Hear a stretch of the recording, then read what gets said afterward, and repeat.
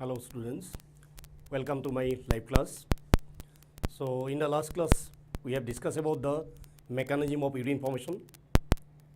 So we have mentioned about the different events of urine formation, and today also we will see a related point along with the urine formation in human being. So which is most important for you, especially for NEET exam. For NEET exam this part is most important and is to some extent complicated also. Complicated, that means for understanding. That thing is very simple, no doubt, but for understanding that complication that arises, because that are given in your book in very summarized point. So how much possible we'll see that one. So that is, you know that we are releasing the highly concentrated urine as like our body fluid. If you see our body fluid, their concentration is around 300 milliosmol per liter. Body fluid, that means our blood.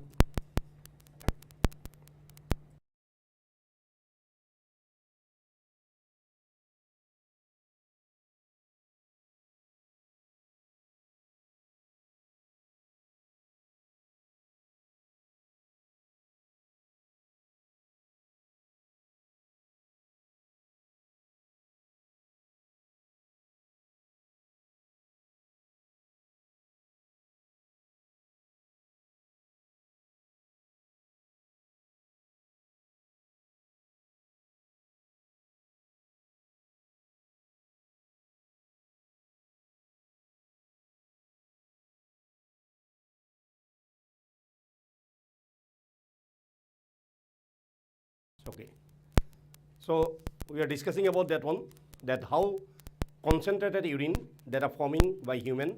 So that one we will see.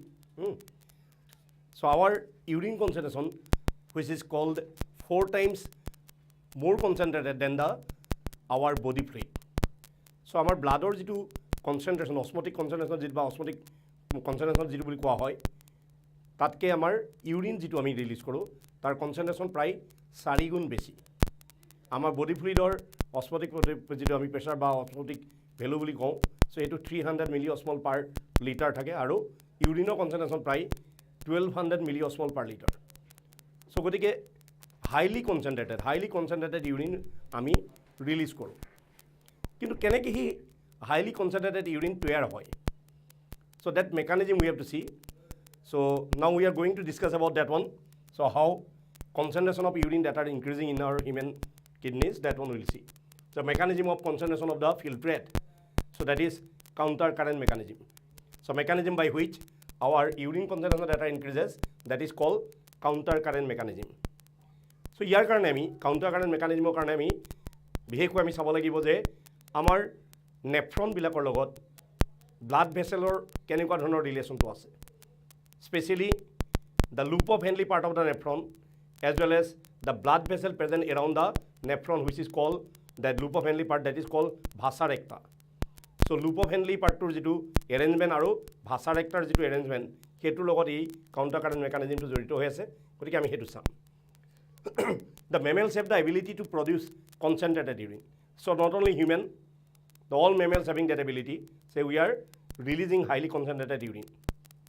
The Henle's loop as well as the 𝗲𝗲𝗰𝐿 playing the important role in increasing the concentration of urine. So Henle's loop আমি এটা কথা কৈছিলো যে আমাৰ যিবিলাক nephron আছে, নেফ্ৰনৰ কিছুমান আছে কৰ্টিকেল নেফ্ৰন আৰু কিছুমান আছে জুক্সটামেডুলাৰী নেফ্ৰন. জুক্সটামেডুলাৰী নেফ্ৰন আমাৰ কিডনিত কম্পেৰেটিভলি বহুত কম আছে, 15% only. Among the total nephron, juxtamedullary only 15%. এটা সেই জুক্সটামেডুলাৰী নেফ্ৰন বিলাকৰ loop of Henle part টো অলপ দীঘলীয়া হয়.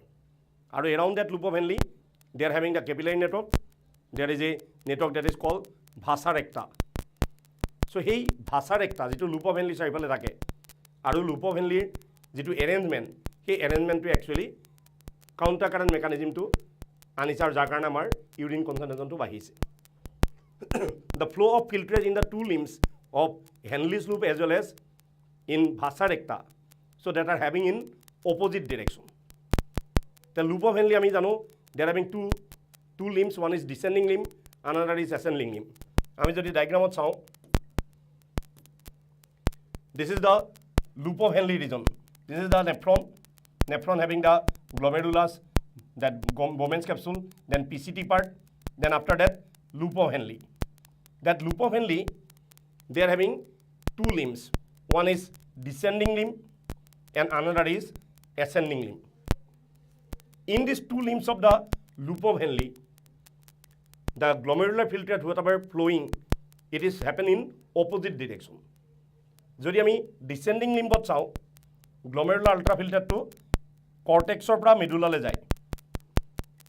তো বাহিৰৰ পৰা ভিতৰলৈ যায়, তাৰমানে এইটো কিডনিৰ এইটো cortex part, এইখিনি ভিতৰৰ medulla part ধৰি লোৱা। So যেতিয়া glomerular filtrate আহে from PCT, it goes to the loop of Henle. In descending limb of loop of Henle, that glomerular filtrate going from the cortex to medulla. But in ascending limb, from medulla to cortex. এই দুটা লিম্বত glomerular ultrafiltrate যেটো move কৰে opposite directionত move কৰে। সেই opposite directionত move কৰাটোকে কোৱা হয় counter current movement। ঠিক সেইদৰে আমি blood vessel কথা যদি চাওঁ, vasa recta, this vasa recta actually present above the loop of Henle। ইয়াৰ চাৰিফালে থাকে। Vasa recta, they are having two limbs and that two limbs present above of the loop of Henle. Vasa recta, this limb is called descending limb, that one present around the ascending limb of loop of Henle. Vasa recta যেটো descending limb, য'ত blood to cortex পৰা medulla যায়, এই blood vessel Dal ascending limb loop of Henle ascending limb চাৰিফালে থাকে। And this is the ascending limb of vasa recta. ইয়াত blood to medulla পৰা cortex ফালে যাব। And that one present around the descending limb of loop of Henle. এই গোটেই স্ট্ৰাকচাৰটো আমি যদি ইয়াৰ পৰা উঠাই নি ইয়াত পাতি দিওঁ, কেনেকুৱা হ'ব সেইটো মনত ৰাখিবা। This structure if you put above of the this one. Now we see in this vasa recta also the blood flow happen in opposite direction. In descending limb, the blood from the cortex going to the medulla, and in ascending limb, from medulla it goes to the cortex. So in this vasa recta also, the flow of blood it is happen in opposite direction. যেটোক আমি counter current flow বুলি কওঁ। এতিয়া loop of Henle glomerular ultrafiltrateৰ যেটো movement counter current movement হয়, vasa recta যেটো ব্লাডৰ movement হেটিও counter current movement হয়। These two structure, they are arranged so proximity that they are very close to each other. এই দুটা structure ইমান ওচৰা-ওচৰিকে থাকে যে actually loop of Henle যেটো ascending limb, এই ascending limbৰ চাৰিফালে vasa recta descending limbটো পাক খাই থাকে। আৰু এটো loop of Henle যেটো descending limb, descendingৰ চাৰিফালে vasa recta ascending limbটো পাক খাই থাকে। আৰু এহেন দুটা খুব ক্লোজ থাকে। They are very close to each other. They are arranged in close proximity. সেই arrangementৰ কাৰণে আৰু লগতে counter current flow of matter in between that two limbs, so that will help in the increasing concentration of our urine. কেনেকৈ কৰে আমি এইটো চাম, মেকানিজমটো আমি চাম। Again, I am going to the previous part. The flow of blood through the two limbs of vasa recta is also in a counter current mechanism, counter current pattern. So loop of Henle যেটো glomerular filtrate flow হয়, দুটা লিম্বত opposite flow হয়, সেইটো counter current বুলি কয়। vasa recta যেটো blood flow হয়, হেতু opposite flow হয়, হেতুকো counter current বুলি কোৱা হয়। Then the proximity between the Henle's loop and vasa recta as well as the counter current in them help in the maintaining the increasing osmolarity towards the inner medullary interstitium. Inner medullary interstitium, এটা কি হয়,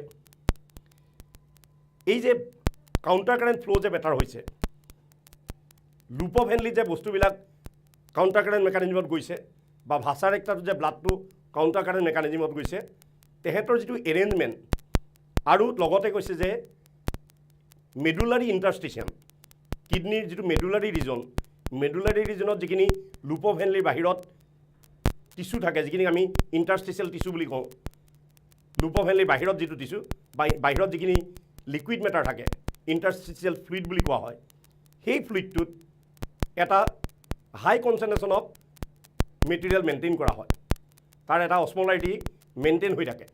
সেই অসমোলাৰিটিৰ কাৰণেও water absorption হৈ পেলাই ultimately ইউৰিনৰ কনচেণ্ট্ৰেশ্যন বঢ়ায় কিন্তু এই গোটেই বস্তুটো আমি এজ এ হোল চাম কেনেকৈ হয় ইয়াত কৈছে যে ভাছাৰেক্টা আৰু লুপ অফ হেনলি যিটো কাউণ্টাৰ কাৰেণ্ট ফ্ল' লগতে আৰু কৈছে যে maintaining and increasing osmolarity towards the inner medullary interstitium that is from 300 milliosmol to 1200 milliosmol per liter in the inner medulla. ইয়াত আমি যদি দেখাও মই ডায়াগ্ৰামটো তুমি চোৱা যে আমাৰ যেতিয়া গ্লমেৰুলাৰ ফিল্ট্ৰেট পিচিটিৰ পৰা ডিচেণ্ডিং লিম্বত যায় এইখিনিত যেতিয়া মেটেৰিয়েলটো আমাৰ পিচিটিৰ পৰা যাব ইয়াত গ্লমেৰুলাৰ আল্ট্ৰাফিল্ট্ৰেটৰ যিটো অছমলাৰিটি 300 মিলিঅছমল পাৰ লিটাৰ সিমান থাকে আমি ডিচেণ্ডিং লিম্ব যিটো descending limb of vasa recta descending limb of loop of Henle this area is permeable for water ইয়াত পানী ওলাই যায় ৱাটাৰ পাৰ্মিয়েবল হয় এই এৰিয়াটো ইয়াত গ্লমেৰুলাৰ ফিল্ট্ৰেটৰ পৰা পানীটো ওলাই যায় পানীটো ওলাই যোৱাৰ কাৰণে ইয়াত যিটো গ্লমেৰুলাৰ ফিল্ট্ৰেট থাকে লাহে লাহে এইফাললৈ কনচেণ্ট্ৰেশ্যনটো বাঢ়ি যায় 300 মিলিঅছমল পাৰ লিটাৰৰ পৰা গ্লমেৰুলাৰ ফিল্ট্ৰেটৰ কনচেণ্ট্ৰেশ্যন 1200 মিলিঅছমল পাৰ লিটাৰ এইখিনি পাওঁতে ইমান হয়গৈ আৰু এচেণ্ডিং লিম্বত কি হৈছে ascending limb it is impermeable for water loop of হেনলিৰ এচেণ্ডিং লিম্বটো পানীৰ কাৰণে impermeable but this limb is permeable for ions sodium potassium chloride so' তেনেকুৱা ধৰণৰ আয়নবিলাক ইয়াত পাৰ্মিয়েবল হয় চ' এইটো এৰিয়াত কি হয় যেতিয়া এচেণ্ডিং লিম্বত বস্তুবিলাক যায় গ্লমেৰুলাৰ আল্ট্ৰাফিল্টাৰত যায় সেই এৰিয়াটোত কি হয় গ্লমেৰুলাৰ আল্ট্ৰাফিল্টাৰৰ পৰা ছ'ডিয়াম ক্লৰাইড বা পটাছিয়াম ক্লৰাইড এইবিলাক বাহিৰত ওলাই যায় ইয়াত বাহিৰত ওলাই গ'লে সেই বস্তুটো যাব ক'ত actually so' this sodium chloride potassium chloride whatever releasing from the ascending limb of loop of Henle immediately that are entering to the descending limb of vasa recta কাৰণ এইটো লিম্বৰ চাৰিফালে ভাছাৰেক্টাৰ ডিচেণ্ডিং লিম্বটো আছে চ' ইয়াৰ পৰা ওলাই যোৱা বস্তুখিনি ভাছাৰেক্টাৰ ডিচেণ্ডিং লিম্বত সোমায় ছ'ডিয়াম ক্লৰাইড বিশেষকৈ sodium chloride after entering to the descending limb of vasa recta then in ascending limb of vasa recta those sodium chloride again release to the interstitium ascending লিম্বৰ পৰা সেই ছ'ডিয়াম ক্লৰাইডবিলাক আকৌ এচেণ্ডিং লিম্ব এই sodium ক্লৰাইডবিলাক ইণ্টাৰষ্টিচিয়ামলৈ গুচি গ'ল ইয়াৰ পৰা ইয়াত সোমাইছিলে কেনেকৈ ইয়াৰ পৰা ওলাই পেলাই ইয়াত সোমাইছিলে this ascending limb of loop of Henle ইয়াৰ পৰা যিখিনি ছ'ডিয়াম ক্লৰাইড ওলাইছে that sodium chloride going to the descending limb of vasa recta ইয়াত সোমাই গৈছে ছ'ডিয়াম ক্লৰাইড এণ্ট্ৰি হৈছে ইয়াত আৰু ছ'ডিয়াম ক্লৰাইড সোমাই যোৱা এই ছ'ডিয়াম ক্লৰাইডটো গৈ পেলাই এনেকৈ এচেণ্ডিং লিম্ব ভাছাৰেক্টাত আকৌ ছ'ডিয়াম ক্লৰাইড বাহিৰলৈ ওলাই আহিছে that sodium chloride which are coming outside from the ascending limb that are remain in the interstitial tissue of medulla region of the kidney. Kidney যিটো medulla region of interstitial tissue থাকে তাত সেই sodium chloride টো জমা হয় sodium chloride টো interstitial tissue জমা হোৱাৰ কাৰণে in that area osmolarity it is very high এই medulla region of sodium chloride ৰ কাৰণে interstitial tissue অসমলাৰিটিটো বাঢ়ি যায় তাৰ লগতে ইয়াত ইণ্টাৰষ্টিচিয়েল টিছুত এই যে ইউৰিয়াটো আমাৰ কালেক্টিং ডাক্টৰ পৰা আহিছে এই ইউৰিয়াটো পৰিমাণ বেছি থাকে so' in the medullary region of the kidney due to the presence of high sodium chloride as well as urea content the osmolarity is increasing অসমলাৰিটিটো তাত বাঢ়ি যায় চ' বাঢ়ি যোৱাৰ কাৰণে কি হয় আল্টিমেটলি কালেক্টিং ডাক্টৰ পৰা ৱাটাৰটো এবজৰ্ব হৈ থাকে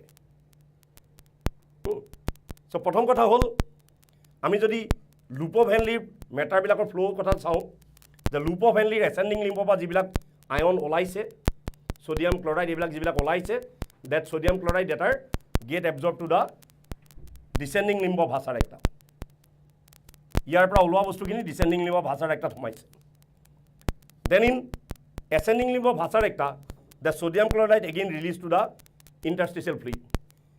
এই sodium chloride to ভাছাৰেক্টা কি লুপ অফ হেনলিৰ ডিচেণ্ডিং লিম্বত সোমাব নোৱাৰে কাৰণ এই ডিচেণ্ডিং লিম্বটো লুপ অফ হেনলিৰ ডিচেণ্ডিং লিম্বটো ইম্পাৰমেবল ফৰ আয়ন গতিকে ভাছাৰেক্টাৰ পৰা ছ'ডিয়াম ক্লৰাইড যিখিনি ওলাইছে লুপ অফ হেনলিৰ ডিচেণ্ডিং লিম্বত সোমাব নোৱাৰে এই ছ'ডিয়াম ক্লৰাইডটো থাকি যাব ক'ত ইণ্টাৰষ্টিচিয়েল ফ্লুইডত নেফ্ৰনৰ বাহিৰত বা লুপ অফ হেনলিৰ বাহিৰত যিখিনি ইণ্টাৰষ্টিচিয়েল ফ্লুইড যিখিনি মেডুলাৰী ফ্লুইড বুলি কোৱা হয় interstitial fluid of medullary region of the kidney so that sodium chloride that are deposited there. And that sodium chloride and urea coming from the collecting duct by urea all release hoy urea all interstitial fluid ahe hey sodium chloride and urea kidney medullary region or jitu interstitial fluid take tar osmolarity bohu guna bahai diye so bahai diar karone ki hoise so that increasing the osmolarity of the this medullary region of the kidney can favors the maximum absorption of water from the collecting duct region. कारण কি হয় আমাৰ যিকোনো tissue যেতিয়া আমি কিবা ভেসেলৰ ভিতৰত থকা যিখিনি টিস্যু বা ভেসেলৰ বাহিৰত থকা টিস্যু যেনেকৈ আমাৰ ব্লাড আৰু ব্লাডৰ বাহিৰত থকা আমাৰ ইণ্টাৰষ্টিচিয়েল ফ্লুইড বুলি যিবিলাক কয় ইণ্টাৰচেলুলাৰ ফ্লুইড দুইটাৰে অসমোলাৰিটি মিলি থাকিব লাগে অসমোলাৰিটি নিমিলিলে কি হ'ব বস্তুবিলাক ইফালে ইফালে গৈ থাকিব যেতিয়া ইণ্টাৰষ্টিচিয়েল ফ্লুইডত অসমোলাৰিটি বেছি হয় সো কালেক্টিং ডাক্টৰ পৰা ৱাটাৰটো এবজৰ্ব হয় কালেক্টিং ডাক্টৰ ৱাটাৰ এবজৰ্বশ্যন হোৱাৰ কাৰণে এই যিটো আমাৰ গ্লমেৰুলাৰ ফিল্টাৰ কালেক্টিং ডাক্টত যায়গৈ আল্টিমেটলি তেহেঁতৰ কনচেন্ট্ৰেশ্যন বাঢ়ি বাঢ়ি গৈ থাকে এতিয়া আমি যদি চাওঁ আগৰ পাৰ্টত যদি আমি চাওঁ যে দুটা কথা কৈছিল যে কাউণ্টাৰ কাৰেণ্ট ফ্ল' of material inside the loop of Henley and counter current flow in vasa recta and another is the maintaining high osmolarity of interstitial fluid of the medullary region can help in the increasing concentration of urine. Yet a line to G2 the proximity between the Henle's loop and vasa recta the loop of Henle or vasa recta iman close hoy thake je ar logote koise as well as the counter current flow inside that vessels that help in maintaining the increasing osmolarity towards the inner medullary region.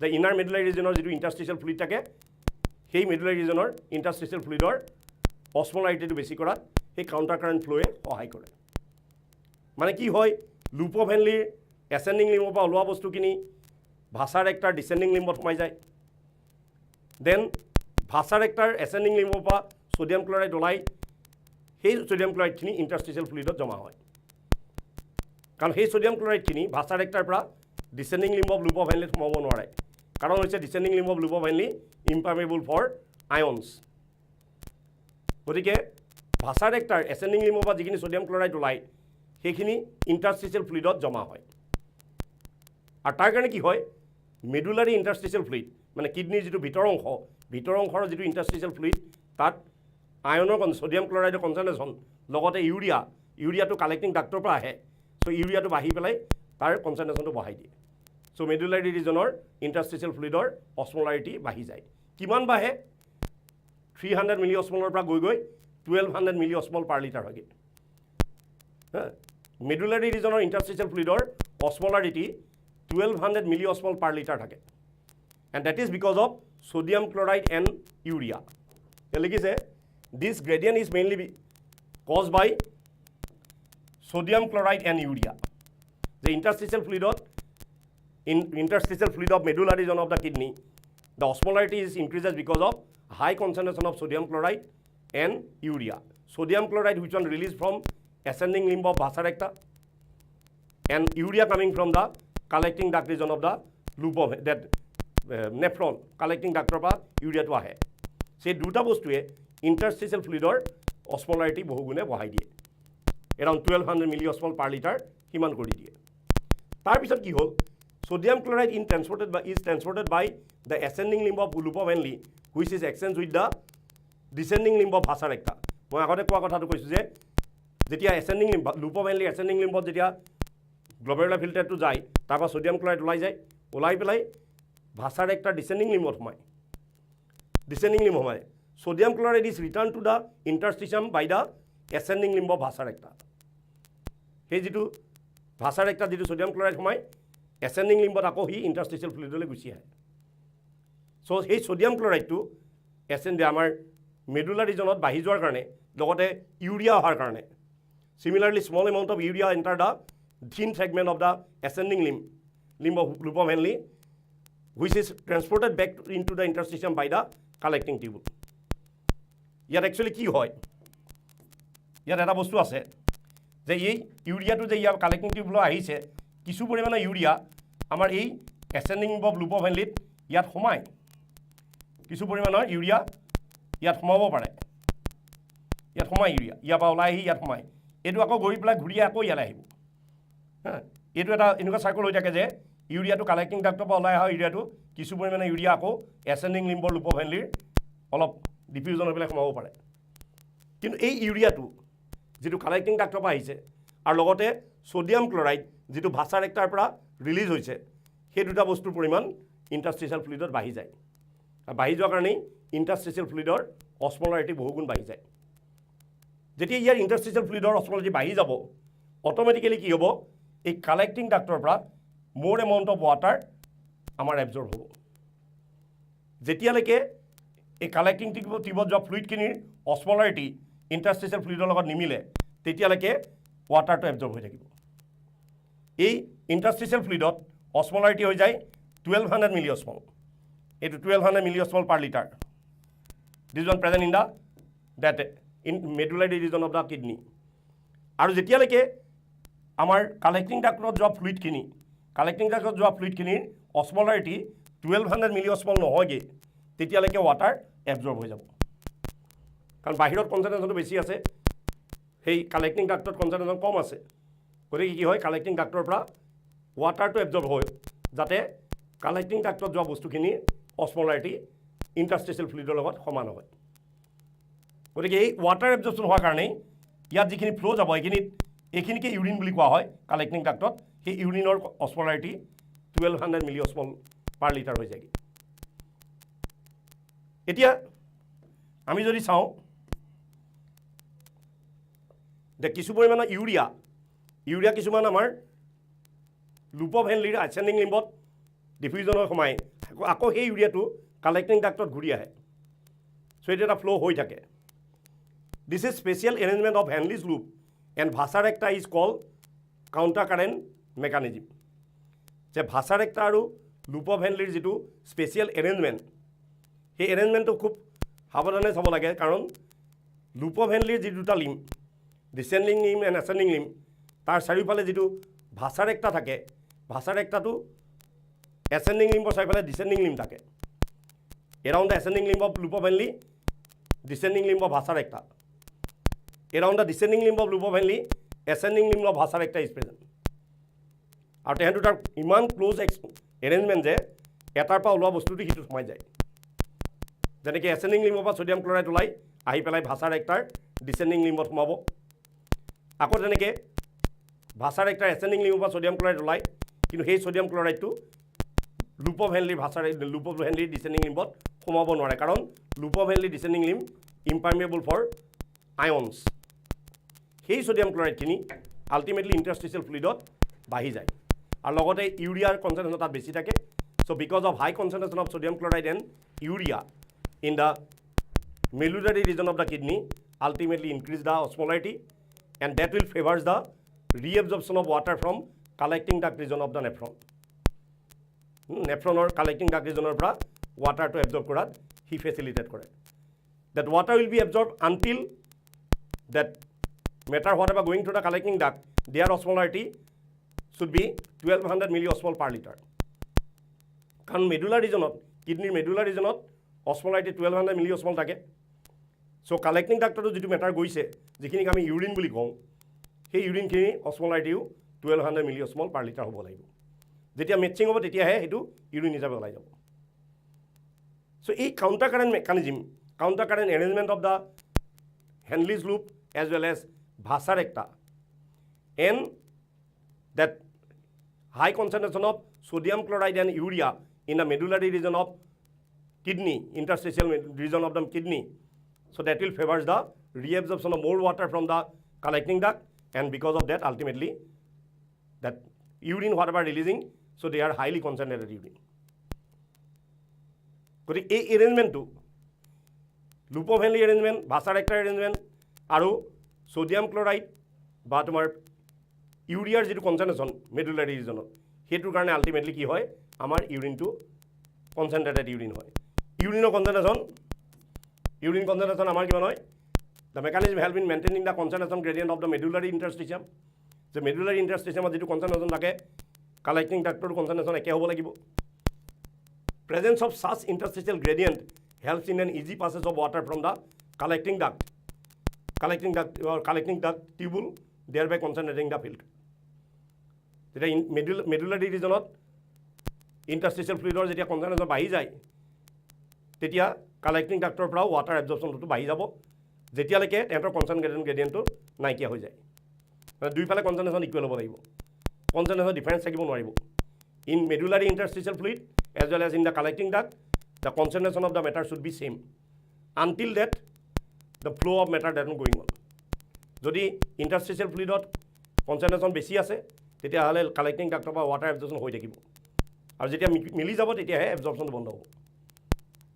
So' mainly we have to see that in the medullary region of the kidney, especially the sodium chloride and urea which are present here, so they increase the osmolarity, and that osmolarity can favors the reabsorption of more water from collecting tubule or collecting duct of region of the nephron, and because of that the urine concentration whatever happen, so it is hypertonic urine. It is around 1200 milliosmol per liter, which is 4 times more than the osmolarity of our body fluid. Our body fluid osmolarity 300 milliosmol per liter, কিন্তু আমি urine যিটো এৰিও সেই ইউৰিনটোৰ osmolarity 1200 milliosmol per liter হয়। এতিয়া আমাৰ এক্সামত বিশেষকৈ question আহে কি যে counter current mechanism of urine concentration তাৰ পৰা কি কুৱেশ্যন দিয়ে specially they are asking about the substance who increase the osmolarity of medullary area. The substance which one? Sodium chloride and urea. So sodium chloride and urea which are increasing in the interstitial fluid, and that increase the osmolarity of interstitial fluid content. So that will help in reabsorption of water from the collecting duct. So ultimately concentration of urine is increasing. Urine concentration কিমান থাকে? So urine concentration যেটো আমি normally release করো এটো কৈছে 1200 milliosmol per liter. So that is 4 times more than our body fluid concentration. Bloodৰ যেটো concentration বা osmolarity তাতকে 4 গুণ বেছি concentration থকা ইউৰিন আমি ৰিলিজ কৰোঁ। 4 times বুলি কোৱা হৈছে যে ইউৰিনৰ concentration 4 times more than the concentration of our body fluid. So এইটো part এটা complicated part no doubt. এইটো actually কি হয় আমি এই পাৰ্টটো actual physically যদি আমি কৰোঁ ফিজিক্যালি কৰিলে প্ৰতিটো পইণ্টে 1 by 1 কথা পাতি পেলাই এক্সচেঞ্জ কৰি পেলাই আমি কৰিব পাৰোঁ। ষ্টুডেণ্টৰ লগত মুখামুখিকৈ বহি পেলাই কৰিব পাৰোঁ। ষ্টুডেণ্টে যিখিনি বস্তু বুজি নাপায় সেইখিনি বস্তু আমি চিধা তাত বুজাই দিব পাৰোঁ। কিন্তু এই ব্যৱস্থাটোত অকণমান দিগদাৰ হয়, তথাপিতো কেইটামান বস্তু আমি মনত ৰখা উচিত যে কাউণ্টাৰ কাৰেণ্ট ফ্ল' কি, কাউণ্টাৰ কাৰেণ্ট ফ্ল'টো কি বুলি কি আচলতে বস্তুটো। আৰু এটা বস্তু আমি অলৰেডি আগতেই জানিছোঁ যে লুপ অফ হেনলিৰ permeability for water as well as permeability for ions. So descending limb of loop of Henle permeable for water but impermeable for ion. Ascending limb of loop of Henle permeable for ion but impermeable for water. Vasa recta is permeable for any substance in any places. Vasa recta কোনো তেনেকুৱা selective নহয়। ভাষা ৰেক্টাত বোলে এইটো লিম্বত বস্তু পাৰ হ'ব পাৰিব বা নোৱাৰিব তেনেকুৱা কথা নাই। Vasa recta that is the blood vessel. So throughout the length of blood vessel vasa recta descending limb ascending limb সব বস্তু পাৰ অহা সজ্জা কৰিব পাৰে, তাত মানে সিলেকশ্যন নহয়। কিন্তু লুপ অফ হেনলিৰ পৰা ওলোৱা বস্তু ভাষা ৰেক্টাত সোমাই, ভাষা ৰেক্টাৰ পৰা ওলোৱা বস্তু ইণ্টাৰষ্টিচিয়েল ফ্লুইডত থাকি যায়। কাৰণ ভাষা ৰেক্টাৰ এসেন্ডিং লিম্বৰ পৰা যিখিনি সোডিয়াম ক্লৰাইড ওলায় লুপ অফ হেনলিৰ ডিসেন্ডিং লিম্বত সোমাব নোৱাৰে। Loop of Henle descending limb impermeable for ion, গতিকে সেই আয়নখিনি ইণ্টাৰষ্টিচিয়েল ফ্লুইডত জমা হয়, যাৰ কাৰণে ইণ্টাৰষ্টিচিয়েল ফ্লুইডৰ অস্মটিক প্ৰেছাৰটো বাঢ়ি যায়। আৰু লগতে ইউৰিয়া আহে কালেক্টিং ডাক্টৰ পৰা, চ' ইউৰিয়াখিনিও ইণ্টাৰষ্টিচিয়েল ফ্লুইডৰ অস্মটিক প্ৰেছাৰ বঢ়াই দিয়ে, বহাই দিয়াৰ কাৰণে কি হয় আল্টিমেটলি কালেক্টিং ডাক্টৰ পৰা এক্সেছ এমাউণ্ট অফ ৱাটাৰ ৰিএবজৰ্পশ্যন হৈ ইউৰিনৰ কনচেন্ট্ৰেশ্যনটো বহাই দিয়ে সো এই গোটেই মেকানিজমটো কোৱা হৈছে কাউণ্টাৰ কাৰেণ্ট মেকানিজম যিবিলাক এনিমেলৰ এনেকুৱা ধৰণৰ লুপোভেনলি পাৰ্ট দীঘলীয়া থাকে লুপোভেনলি পাৰ্টটো যদি বেছি দীঘলীয়া থাকে কিডনিত বা কিডনিৰ যিবিলাক নেফ্ৰনবিলাকত তেতিয়া সেই এনিমেলবিলাকৰ ইউৰিন কনচেন্ট্ৰেশ্যন আৰু বেছি হয় যেনেকৈ মই আগতেও কৈছিলোঁ যে ডিজাৰ্ট এনিমেল স্পেচিয়েলি দ্য কেমেলিয়াম এটা মেমেলিয়ান হয় চ' কেমেলৰ যিটো urine concentration highly concentrated urine released by camel for preserving their water in their body they are releasing highly concentrated urine so in that camel kidney having more amount of juxtamedullary nephron তাত বেছিকৈ থাকে আৰু লগতে লুপোভেনলি পাৰ্টটো বহুত দীঘলীয়া হয় লুপোভেনলি পাৰ্টটো যিমানে দীঘলীয়া হ'ব সিমানে ইউৰিনৰ কনচেন্ট্ৰেশ্যন বাঢ়ি যাব একোয়াটিক এনিমেল হ'লে এতিয়া ধৰি লোৱা একোয়াটিক এনিমেল হ'লে লুপোভেনলি পাৰ্টটো নাথাকিবই কাৰণ তেহেঁতৰ পানীৰ এভেইলেবিলিটি আছে পানী এবজৰ্পশ্যন ৰিএবজৰ্পশ্যন কৰাৰ কোনো ইমান প্ৰয়োজন নাই গতিকে টেৰেষ্ট্ৰিয়েল এনিমেল স্পেচিয়েলি আমাৰ লেণ্ড লিভিং এনিমেল যিবিলাক আমি নৰ্মেল এৰিয়াত থাকোঁ লেণ্ড হেবিটেটত থাকোঁ বা ডিজাৰ্টত থাকোঁ সেই কণ্ডিশ্যনটোৰ ওপৰত বেছ কৰি পেলাই ইউৰিনৰ কনচেন্ট্ৰেশ্যনটো বাঢ়ে অ'কে চ' অল মেমেলছ কেন release highly concentrated urine হাইপাৰটনিক urine প্ৰত্যেকটো মেমেলেই ৰিলিজ কৰে okay so that is counter current mechanism next we have to see that is regulation of kidney function that means regulation of urine formation so urine formation to keneke regulate hoi thake amount of urine বা volume of urine to keneke maintain hoy okay so hetu ami kidney function boli koisu kidney main কথাটো হৈছে যে আমাৰ যিটো অস্মো regulation আমাৰ বডিত আয়নৰ যিটো কনচেন্ট্ৰেশ্যন maintain হ'ব লাগে আমাৰ বডি ফ্লুইডত যিটো আয়নৰ কনচেন্ট্ৰেশ্যন মেইনটেইন হ'ব লাগে কিডনিয়ে গোটেইখিনি কৰি আছে চ' কিডনিটো এটা অস্মো ৰেগুলেটৰী অৰ্গেন অস্মো ৰেগুলেশ্যনটো কিডনিয়ে কৰে বডি ফ্লুইডৰ অস্মটিক প্ৰেছাৰটো সেইটো কিডনিয়ে মেইনটেইন কৰে এতিয়া কিডনিৰ ইউৰিন আউটপুটটো কেনেকৈ ৰেগুলেট হয় চ' ইয়াত কৈছে যে hormonal feedback mechanism involving hypothalamus, juxtaglomerular apparatus, and our heart, they are involved in the regulation of urine volume in our body. So, to hormonal regulation, hormonal regulation, that hormone which are coming from the hypothalamus as well as juxtaglomerular apparatus, then heart. So they are involving in the regulation of urine flow. এই তিনিটা জেগাৰ পৰা হাইপথেলামাছৰ পৰা অহা hormone juxtaglomerular apparatusৰ পৰা অহা hormone আৰু হাৰ্টৰ পৰা অহা hormone so that three types of hormone they are involving in the regulation of urine output in our body so প্ৰথমতে আমি আৰু এইটো কৈছে হৰমনাল ফিডবেক বুলি ক'লে আমি জানো যে যেতিয়া আমি এক্সেছিভ ইউৰিনেশ্যন হ'ব তাক আকৌ বাধা দিব পৰা চিষ্টেম আছে আকৌ যদি বডি ফ্লুইড বাঢ়ি যায় ইউৰিন আউটপুট বাঢ়ি যাব এইটো হৰমনাল ফিডবেক হৈ থাকে এটা বাঢ়িলে এইটো কমাব লাগিব চলি থাকিব তেনেকৈ চ' ইয়াত আমি প্ৰথমতে regulation by antidiuretic hormone from hypothalamus antidiuretic hormone that is আমি এটাকে কওঁ পষ্টেৰিয়ৰ পিটুইটাৰী হৰমন পষ্টেৰিয়ৰ পিটুইটাৰীৰ পৰা দুটা হৰমন ৰিলিজ হয় এটা হৈছে ADH আনটো হৈছে oxytocin but these two hormone ADH and oxytocin both are produced by hypothalamus the neurosecretory cell present in the hypothalamus produce that two hormone stored in posterior pituitary and from posterior pituitary it released to the blood যদিও আমি posterior pituitary hormone বুলি কওঁ এই hormone দুটা actually production হাইপথেলামাছৰ নিউৰ'চিক্ৰেটৰী চেলবিলাকে কৰে কিছুমান neuron cell আছে যিবিলাকে হৰমন চিক্ৰেট কৰে নিউৰ'চিক্ৰেটৰী চেল বুলি কয় এইটো hypothalamus it is the part of brain so' হাইপথেলামাছৰ পৰা অহা সেই ADH হৰমন যিটো একচুৱেলি পষ্টেৰিয়ৰ পিটুইটাৰীৰ পৰা ৰিলিজ হয় চ' এই হৰমনটোৱে আমাৰ ইউৰিন ফ্ল'টো ৰেগুলেট কেনেকৈ কৰে আমি সেইটো চাম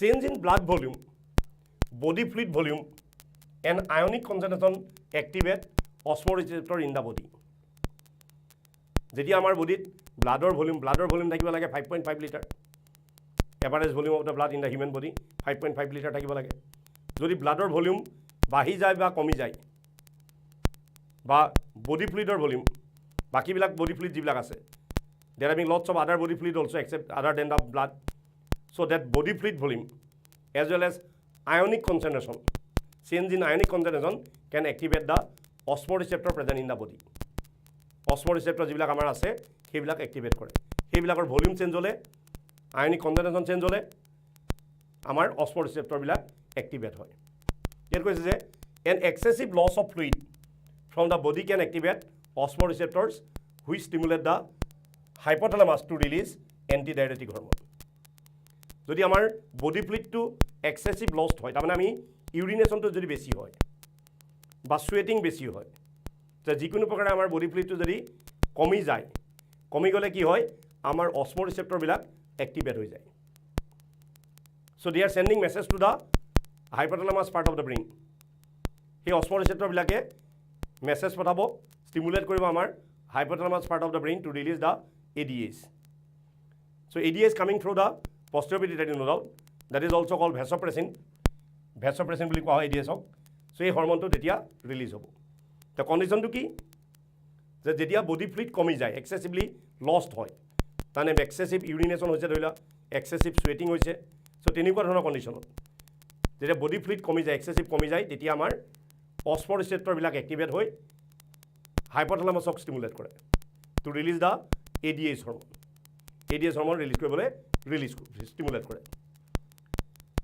it is releasing from posterior pituitary যেটো কোৱা হয় neurohypophysis so posterior pituitary actually origin from our neural system hypothalamus বা extension হৈছে posterior pituitary সেইকাৰণে এটো কোৱা হয় neurohypophysis anterior pituitary আৰু middle pituitary দুইটাকে adenohypophysis বুলি কোৱা হয় তেহেতৰ অৰিজিনটো বেলেগ কিন্তু posterior pituitary যেটো অংশ আমাৰ hypothalamusৰ পৰা এক্সটেন্ড হৈছে একচুয়ালি নিউৰাল অৰিজিন সেইকাৰণে তাক neurohypophysis বুলি কয় যেতিয়া আমাৰ osmoreceptorবিলাকে স্টিমুলেট কৰিব বডি ফ্লুইড কমি যোৱাৰ লগে লগে এক্সেসিভ লষ্ট হোৱাৰ লগে লগে তেতিয়া আমাৰ সেই posterior pituitary জমা হৈ থকা যেটো ADAs হৰমন সেই ADAs হৰমনটো ৰিলিজ কৰি দিব that hormone actually produced by hypothalamus stored in posterior pituitary so that one released from the posterior pituitary that is neurohypophysis ADAs prevent diuresis মানে excessive loss of water diuretic substance যেনে আমি চাহ খালে আমাৰ ইউৰিনেশন বাঢ়ে মানুহে এলকহল খালে ইউৰিনেশন বাঢ়ে সেই বস্তুবিলাক হৈছে diuretic substance এতিয়া diuresis তাৰমানে loss of water টো বন্ধ কৰা হেতু হৈছে ADAs behave like a antidiuretic it can prevent the diuresis so ADAs A water loss হোৱাটো বাধা দিব কেনেকৈ দিব by facilitating water reabsorption in DCT and collecting duct আমি আগতে কৈছিলো ইউৰিন ফৰ্মেশনত যে আমাৰ ডিস্টেল কনভলিউটেড টিউবুল আৰু কালেক্টিং ডাক্টত কন্ডিশনাল water reabsorption হয় and that is happen in presence of ADAs hormone that is a conditional reabsorption of water যেতিয়া আমাৰ pituitary পৰা posterior pituitary পৰা ADAs টো আহিল ADAs অহাৰ লগে লগে আমাৰ ডিস্টেল কনভলিউটেড টিউবুল আৰু collecting ডাক্টত excessive reabsorption of water হ'ব so that will minimize the urine output prevent the diuresis urine output to কমাই দিব তাৰ লগতে an increase in fluid volume switch of the osmoreceptors যেতিয়া আকৌ বডি ফ্লুইড বাঢ়ি যাব ব্লাডৰ ভলিউম বাঢ়ি যাব বা বডি ফ্লুইডৰ কনসেন্ট্ৰেশন কি ভলিউমটো বাঢ়ি যাব তেতিয়া আমাৰ osmoreceptorবিলাক switch off হ'ব inactivate হ'ব so then the secretion of ADAs from the pituitary it will be stopped secretion of posterior pituitary that will be stopped it is a feedback process প্ৰথম কথা হ'ল যেতিয়া এক্সেসিভ আমাৰ বডি ফ্লুইড লষ্ট হয় তেতিয়া posterior pituitary পৰা ADAs secrete হ'ব and that ADAs can increase the reabsorption of water from the DCT and collecting duct region of the nephron so urine output will be decreased আকৌ যদি body fluid বাঢ়ি গ'ল urine output কমি যাব মানে body fluid বাঢ়ি যাব so when body fluid will be increases so at that time reverse action happen the osmoreceptor become switch off অসমোজেটৰ যেতিয়া বডি ফ্লুইড বাঢ়ি গ'লে অসমো ৰিচেপ্টৰবিলাক বন্ধ হৈ যাব, ইনএক্টিভেট হৈ যাব। And when osmoreceptor inactivated at a time secretion of ADH from the pituitary that one stop. So that is a feedback process. So feedback process of কি হ'ব fluid to maintain হৈ থাকিব। So that is one way. Secondly, ADH also constrict the blood vessel of our kidney. ADH directly আমাৰ কিডনিত থকা blood ভেছেলবিলাকৰ কনষ্ট্ৰিকশ্যন ঘটায়। Vasopressin বুলি যে কৈছে, ভেছ'প্ৰেছিন মানে they causes the constriction of blood vessel. So' directly that ADH increase the constriction of blood vessel in our kidney, so' that will increase the blood pressure. সি আমাৰ kidney blood ভেছেলবিলাকত ব্লাডৰ প্ৰেছাৰটো বঢ়াব। They increase the glomerular blood flow' and thereby GFR। যেতিয়া blood pressure বাঢ়িব, increase the blood pressure, so' that will increase the glomerular blood flow'. এই women's কেপচুলৰ ভিতৰত যিটো গ্ল'মেৰুলাৰ নেটৱৰ্ক থাকে, ব্লাডৰ প্ৰেছাৰ বাঢ়ি গ'লে সেই গ্ল'মেৰুলাৰ ব্লাড ফ্ল'টো বাঢ়ি যাব, গ্ল'মেৰুলাছৰ মাজেৰে এক্সেছিভ ব্লাড যাব। আৰু গ্ল'মেৰুলাছৰ মাজেৰে যেতিয়া ব্লাড বেছিকৈ যাব, so' definitely that will increase the glomerular filtration rate. Okay, so' ADH তেনেকৈও কাম কৰিব।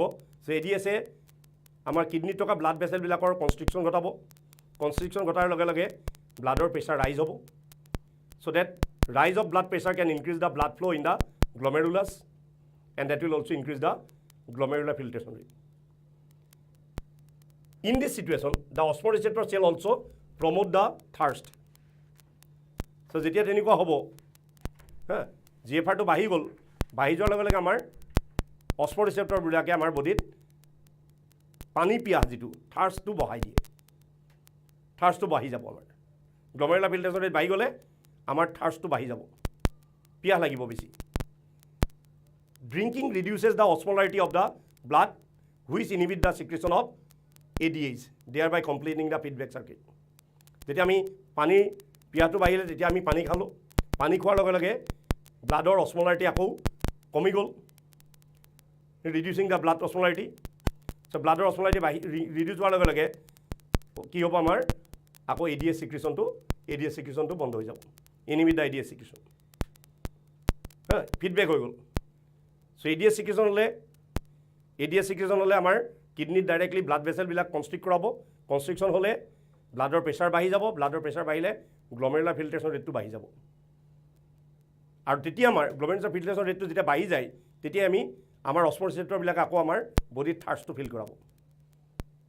গ্ল'মেৰুলাৰ ফিল্ট্ৰেশ্যন ৰেট মানে ইউৰিন ফৰ্মেশ্যন বেছি বাঢ়ি গৈছে, বাঢ়ি যোৱাৰ লগে লগে আমি আকৌ থাৰ্ষ্টি ফিল কৰিম। থাৰ্ষ্টি ফিল কৰিলে আমি পানী খাম আমি। So' will take the water, drinking water, and drinking water reduces the osmolarity of the ব্লাডৰ অসমোলাৰিটি আকৌ কমাই দিব, কমাই দিয়াৰ লগে লগে ADH চিক্ৰেশ্যনটো আকৌ ইনহিবিট হৈ যাব। So' that will make the complete circuit of ADH secretion. So' এনেকৈ ADH আমাৰ বডি ফ্লুইডটোৰ পৰিমাণ মেইনটেইন কৰি ৰাখে। চ' এটাই কথা, আমি যেতিয়া বডি ফ্লুইড কমি যায়, ব্লাডৰ পৰিমাণ কমি যায় বা বডি ফ্লুইড কমি যায়, ADH চিক্ৰেশ্যন হ'ব। ADH ৱাটাৰ ৰিএবজৰ্পশ্যন ঘটাব from the DCT and collecting duct region of the nephron, so it will increase the body fluid again. So body fluid increase হোৱাৰ লগে লগে অসমোৰেচেপ্টৰবিলাক ইনএক্টিভ হৈ যাব, আকৌ ADH চিক্ৰেশ্যন বন্ধ হ'ব। বা আনটো কথা কৈছোঁ যে ADH চিক্ৰেশ্যন হ'লে কি হ'ব, কিডনিৰ ব্লাড ভেছেলবিলাকৰ কনষ্ট্ৰিকশ্যন বাঢ়ি যাব, কনষ্ট্ৰিকশ্যন বঢ়াৰ লগে লগে প্ৰেছাৰ বাঢ়িব, and then that will increase the glomerular filtration rate, and when glomerular filtration rate increasing, at a time we are feeling thirsty. So at that time we are taking the water, and drinking of water reduces the osmolarity of the blood, and that will inhibit the secretion of ADH from the pituitary. So there is a feedback process. A feedback process যোগেদি আমাৰ ADHৰ চিক্ৰেশ্যনটো হৈ থাকে। ইয়াত আমি ডাইগ্ৰামেটিকেলি এইটো দেখাইছোঁ। চ' কেনেকৈ হয়, osmoreceptors in the hypothalamus trigger the release of ADH. Hypothalamus ADH আহিব, ADH আহি পেলাই increase the permeability of our DCT and collecting duct to reabsorb the water. ইয়াত water reabsorption বঢ়াই দিব। Water reabsorption helps preventing further osmolarity increase. Water reabsorptionটো বঢ়াই দিব, ADH বঢ়াব। Water reabsorption হৈ যোৱাৰ লগে লগে হোমিওষ্টেচিছ কণ্ডিশ্যন ষ্টেডি ষ্টেট কণ্ডিশ্যনটো আহিব আহি যোৱাৰ লগে লগে আকৌ ষ্টিমুলাছ গৈ পেলাই তাক ইনহিবিট কৰিব চ' এই গোটেই প্ৰচেছটোৰ যোগেদি যেতিয়া আমাৰ বডি ফ্লুইডটো বাঢ়ি যায় বা কমি যায় তেতিয়াই ADSৰ ছিক্ৰেশ্যনটো ৰেগুলেট হয় বডি ফ্লুইড বাঢ়ি গ'লে ADS ছিক্ৰেশ্যন বাধা পৰিব বডি ফ্লুইড কমি গ'লে ADSৰ ছিক্ৰেশ্যন বাঢ়ি যাব চ' তেনেকৈ এটা ফিডবেক প্ৰচেছত আমাৰ ইউৰিন আউটপুটটো কণ্ট্ৰল হয় আমি যদি ডায়ুৰেটিক ছাবষ্টেঞ্চ খাওঁ ডায়ুৰেটিক ছাবষ্টেঞ্চ যেনেকৈ ক'লো নহয় alcohol if you take the alcohol so' it will prevent the secretion of ADS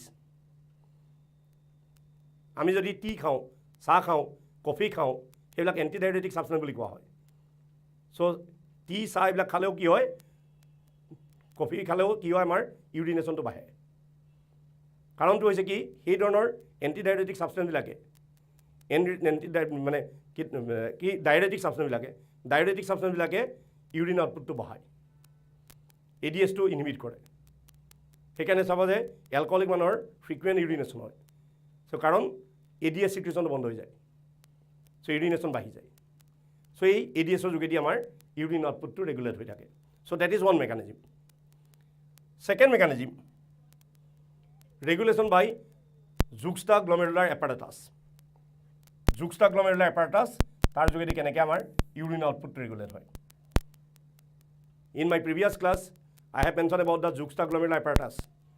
Juxtaglomerular apparatus is what? Juxtaglomerular apparatus.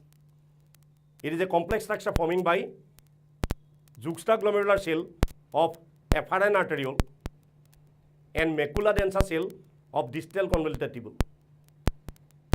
আমি আগৰ ক্লাছত আমি এইটো কথা ভাবিছিলোঁ যে juxtaglomerular apparatusটো কি কিছুমান সেনচিটিভ সেল দ্বাৰা তৈয়াৰী হয় যে afferent arteriole আৰু DCTৰ কিছুমান চেল মডিফাইড চেল সেই চেলবিলাকে লগ লাগি পেলাই এই এপাৰেটাছটো তৈয়াৰ হয় দ্য জুক্সটাগ্লমেৰুলাৰ চেল যিবিলাক আমি শ্বৰ্টকৈ JG চেল বুলি কওঁ the JG cell actually the cells of afferent আৰ্টেৰিয়লৰ ৱালত থকা কিছুমান ডেন্স চেল আৰু তাৰ ওচৰত থকা DCTৰ চেল যিবিলাক মেকুলা ডেন্সা চেল বুলি কয় সেই দুই ধৰণৰ চেল লগ লাগি এটা কমপ্লেক্স ষ্ট্ৰাকচাৰ তৈয়াৰ হয় জুক্সটাগ্লমেৰুলাৰ এপাৰেটাছ তো এইটোৱে কেনেকৈ আমাৰ ইউৰিন আউটপুট ৰেগুলেট কৰে JGA অপাৰেটছ এ মাল্টি হৰমনেল ৰেনিন এনজিঅ'টেনচিন এলডোষ্টেৰন ছিষ্টেম যিটোক আমি ৰাছ বুলি কওঁ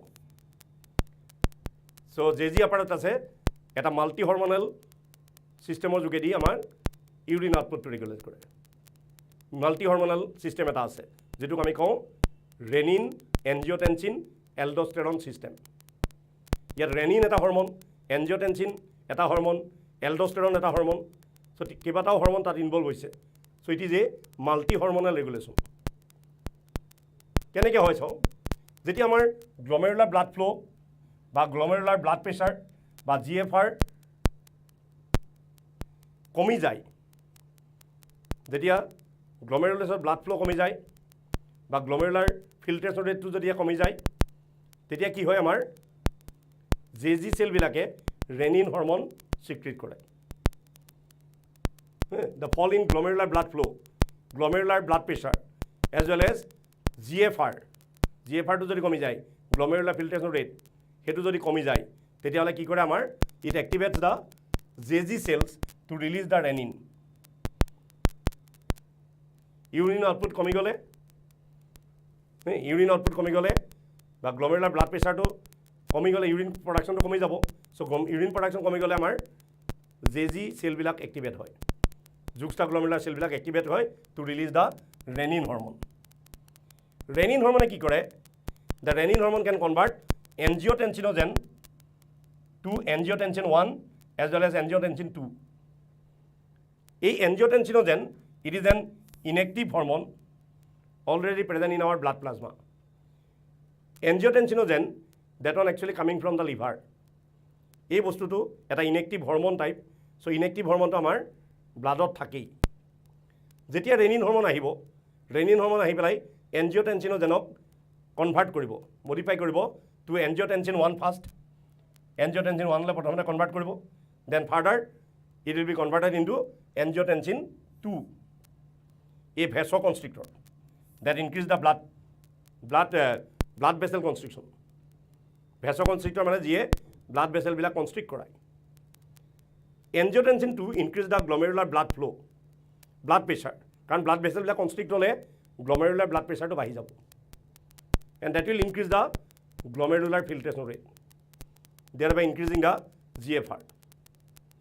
So angiotensin 2 তাৰ কাম হৈছে কি ব্লাড ভেছেলবিলাক কিডনি থকা ব্লাড ভেছেলবিলাকৰ কনষ্ট্ৰিক্ট কৰা কন্ট্ৰেকশ্যন কৰা আৰু কন্ট্ৰেকশ্যন হ'লে কি হ'ব গ্লমেৰুলাছত যিটো ব্লাড যায় তাত প্ৰেছাৰটো বাঢ়ি যাব আৰু প্ৰেছাৰটো বাঢ়ি গ'লেই গ্লমেৰুলাৰ ফিল্ট্ৰেশ্যন ৰেটটো বাঢ়ি যাব it also' activate adrenal cortex to release aldosterone angiotensin 2 আমাৰ এড্ৰিনেল কৰ্টেক্সকো ষ্টিমুলেট কৰে that can stimulate the adrenal cortex to release a mineralocorticoid hormone that is called aldosterone. And that aldosterone can activate the reabsorption of sodium ion in the DCT and collecting duct region. So aldosterone যেতিয়া আহে aldosterone আমাৰ DCT আৰু collecting ductত sodium ion reabsorptionক facilitate কৰে আৰু sodium ion reabsorption হোৱাৰ লগে লগে তাৰ লগতে water to reabsorption হ'ব So sodium ion and water যেতিয়া reabsorption হ'ব reabsorption হ'লে আকৌ urine output টো কমি যাব aldosterone causes the reabsorption of sodium ion and water from the distal part of the tubule this also lead to an increase in blood pressure and GFR ব্লাডৰ volume বাঢ়ি গ'লে আকৌ blood pressure বাঢ়িব blood pressure বাঢ়িলে আকৌ GFR ৰেটটো বাঢ়িব okay so এইটো এটা ফিডবেক মেকানিজমত চলি থাকে যদি গ্লমেৰুলাৰ ব্লাড ফ্ল'টো কমি গৈছে গ্লমেৰুলাৰ ফিল্ট্ৰেশ্যন ৰেট যদি কমি গৈছে তেতিয়াহ'লে এই মাল্টি এনজাইম ছিষ্টেমটোৱে গ্লমেৰুলাৰ ফিল্ট্ৰেশ্যন ৰেটটো আকৌ বঢ়াই দিব মাল্টি এনজাইম ছিষ্টেমটো কেনেকৈ কৰে যে ৰেনিনে এনজিঅ'টেনচিনক এনজিঅ'টেনচিনজেনক এনজিঅ'টেনচিঅ'জেনক এলজিঅ'টেনচিন 1লৈ কনভাৰ্ট কৰিলে তাৰপিছত এনজিঅ'টেনচিন 2লৈ কনভাৰ্ট কৰিলে এনজিঅ'টেনচিন 2ৱে ভেছ'কনষ্ট্ৰিক্টৰ দৰে কাম কৰিলে vasoconstrictor that means causes the constriction of blood vessel. Constriction of blood vessel can increase the blood pressure, so that will increase the GFR rate. Glomerular filtration rate to বঢ়াই দিব আৰু লগতে এল্ডোষ্টেৰন হৰমনটো ষ্টিমুলেট হ'ব এল্ডোষ্টেৰন হৰমনৰ সিক্ৰেশ্যন বাঢ়ি যাব so that will also increase the reabsorption of sodium and water in the distal convoluted tubule and collecting duct region so that will also increase the blood pressure so that will also facilitate the increasing the glomerular filtration rate glomerular filtration rate to তেহেঁতক বঢ়াব so এইটো ছিষ্টেমৰ যোগেদিও renin এনজিঅ'টেনচিন এল্ডোষ্টেৰন system so এইটো ছিষ্টেমৰ যোগেদিও আমাৰ urine আউটপুটটো control হৈ থাকিব অ'কে ইউৰিন কিমান আউটপুট হ'ব কিমান ইউৰিনেশ্যন কিমান কম হ'ব লাগে এইবিলাক বস্তু এই হৰমনে কণ্ট্ৰল কৰি থাকে another system there is another this is diagrammatic representation of control of angiotensin so angiotensin যেন ৰেনিন হৰমন যেতিয়া আমাৰ হেৰিয়া পৰা আহিব জুক্সটাগ্লমেৰুলাৰ চেলৰ পৰা আহি পেলাই এনজিঅ'টেনচিনৰ যেন কনভাৰ্ট কৰিব এনজিঅ'টেনচিন 1 দেন এনজিঅ'টেনচিন 2 এনজিঅ'টেনচিন 2 দুটা ৱে কাম কৰিব stimulate the adrenal cortex to secrete aldosterone aldosterone can increase the reabsorption of sodium and water so increase the blood pressure angiotensin 2 also stimulate the blood vessel to constrict so increase the blood pressure so that will also increase the glomerular filtration rate so diagrammatically আমি দেখুৱা হৈছে যে কেনেকৈ এইটো control হয় then the third mechanism by which urine output control that is regulation by atrial natriuretic factor ANF it is a hormone from our heart এটা hormone যেটো আমি হাৰ্টৰ সেল যিবিলাক কাৰ্ডিয়াক সেল যিবিলাক আছে বিশেষকৈ এট্ৰিয়াম পৰ্চনত থকা কাৰ্ডিয়াক সেলে সিক্ৰেট কৰা এইটো এটা হৰমন ANF সিক্ৰেশ্যন কেতিয়া হয় ANF সিক্ৰেশ্যন কেতিয়া হয় when BP or blood volume rise যদি বডিত আমাৰ ব্লাডৰ ভলিউম বাঢ়ি গৈছে বা ব্লাড প্ৰেছাৰটো বাঢ়ি গৈছে তেতিয়া কি হয় the wall of atria can secrete this ANF so atria মানে অৰিকুল হাৰ্টৰ অৰিকুল দুটা ওপৰৰ চেম্বাৰ দুটা so তাৰ এট্ৰিয়াৰ সেলবিলাক হাৰ্টৰ এইটো ষ্ট্ৰেছ হয় বেছিকৈ ষ্ট্ৰেছ হয় তেতিয়াই ANF সিক্ৰেট হয় so ANF সিক্ৰেশ্যন কেতিয়া হ'ব যেতিয়া আমাৰ বডিত ব্লাডৰ ভলিউম বেছি হয়, ব্লাডৰ প্ৰেছাৰ বেছি হয়, তেতিয়া আমাৰ এট্ৰিয়ামত ব্লাড বেছি যোৱাৰ কাৰণে এট্ৰিয়ামটো ষ্ট্ৰেচিং হয় আৰু তেতিয়া ANF চিক্ৰেট হয়। The atrial cells of the heart secreting the ANF, atrial natriuretic factor. ANF cause vasodilation and thereby decrease the blood pressure. আমাৰ ব্লাড ভেছেলবিলাক ডাইলেট কৰি পেলাই, পাতল কৰি পেলাই। চ' পাতল কৰি পেলোৱাৰ লগে লগে কি হ'ব, ব্লাড ভেছেলৰ প্ৰেছাৰটো কমি যাব। ব্লাড ভেছেল যিমানে কনষ্ট্ৰিক্ট হ'ব প্ৰেছাৰ বাঢ়িব, ব্লাড ভেছেল যিমানে ডাইলেট হ'ব পাতল হ'ব সিমানে প্ৰেছাৰটো কমিব। চ' ANFৰ কাম কি কৈছে যে ANF কজিং দ্য ভেছ'ডাইলেশ্যন, ডাইলেশ্যন ঘটায়, ব্লাড ভেছেলবিলাক ডাইলেট কৰে। চ' ডাইলেট কৰাৰ লগে লগে ব্লাডৰ প্ৰেছাৰ কমি যাব। ANF also inhibit the release of renin from the kidney and check on the renin-angiotensin mechanism. ANF-টো চিক্ৰেট হ'লে কি হ'ব, juxtaglomeralar cell পৰা renin hormone secretionটো inhibit হৈ যাব। So when renin hormone inhibited, the renin-angiotensin aldosterone system, RAS যিটো আমি কওঁ, সেই গোটেই চিষ্টেমটো inhibit হ'ব। So ANF আহিলে একচুৱেলি কি হয়, ANF যেতিয়া চিক্ৰেশ্যন হয় ইউৰিন আউটপুট বাঢ়ে, আমাৰ ইউৰিন আউটপুট বাঢ়ি যাব। কাৰণ কি হয় যে বডি ফ্লুইড যেতিয়া বেছি হ'ব ইউৰিন আউটপুট বেছি হ'ব লাগিব। চ' বডি ফ্লুইড ANFটো যেতিয়া চিক্ৰেট হ'ব যেতিয়া আমাৰ বডি ফ্লুইড বেছি থাকে, ব্লাড ভলিউম বেছি থাকে। চ' ব্লাড ভলিউম বেছি থাকিলে ANF চিক্ৰেট হ'ব আৰু ANF-এ ৰেনিন এনজিঅ'টেনচিন এল্ডোষ্টেৰন চিষ্টেমটোক ইনহিবিট কৰিব। ইনহিবিট কৰাৰ কাৰণে কি হ'ব, আমাৰ ইউৰিন আউটপুটটো অলপ বাঢ়ি যাব। চ' এই তিনিটা হৰম'নেল চিষ্টেমে আমাৰ কি কৰে, আল্টিমেটলি ব্লাডৰ ভলিউমটো মেইনটেইন কৰে। So' these are the 3 mechanism of regulation of urine output. তিনিটা মেকানিজম, তিনিটা hormonal mechanism actually. Hypothalamic hormone, then hypothalamic hormone, next then another hormone, it is from the juxtaglomerular apparatus, renin. Third hormone, ANF from the heart. So they are involving in the regulation of urine output in our body. So এইখিনি portion, these portions are very important. আৰু এই portionটো অলপ জটিলো হয়। ৰেগুলেশ্যনটো যিহেতু হয়, ৰেগুলেশ্যনটো অকণমান জটিল যেন লাগে। কেনেকৈ হয়, একচুৱেলি গোটেই মেকানিজমটো এটা ফিডবেক মেকানিজম। এটা বস্তু বাঢ়ি গ'লে সিটো কমি যাব, সিটো বাঢ়ি গ'লে আকৌ ইটো কমি যাব, তেনেকুৱা ধৰণৰ। চ' এডিএছৰ চিক্ৰেশ্যনটো বিশেষকৈ এডিএছৰ যিটো চিক্ৰেশ্যন আমাৰ ব্লাডৰ ভলিউমৰ লগত ৰিলেটেড, ইউৰিন আউটপুটৰ লগত ৰিলেটেড। যে ইউৰিন আউটপুট হ'লে বাঢ়ি গ'লে এডিএছ চিক্ৰেশ্যন বাঢ়ি যাব। মানে ব্লাড ভলিউম কমি গ'ল, ইউৰিন আউটপুট বাঢ়ি যাব, মানে ব্লাড ভলিউম কমি গৈছে, বডি ফ্লুইডৰ ভলিউম কমি গৈছে, তেতিয়া অস্মো ৰিচেপ্টৰবিলাক এক্টিভেট হৈ পেলাই এডিএছ হৰমন চিক্ৰেশ্যন কৰিব। চ' এডিএছ হৰমন চিক্ৰেট হোৱাৰ লগে লগে এই গোটেই ৰেগুলেশ্যনটো হৈ যাব। So' this is the system by which urine output regulated in our body. So' for today we are discussing that much. So we'll see some other portion in other live classes.